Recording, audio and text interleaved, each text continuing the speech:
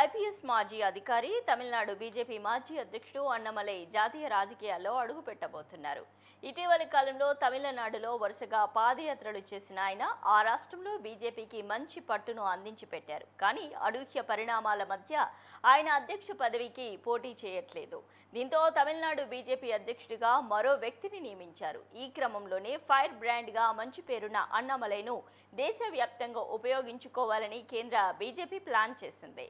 ఇందులో భాగంగానే ఇప్పటికే అమిత్ షా హామీ కూడా ఇచ్చేశారు. తాజాగా చంద్రబాబు ఢిల్లీ పర్యటనలో ఆయనతో ఈ విషయం చర్చించినట్లు సమాచారం.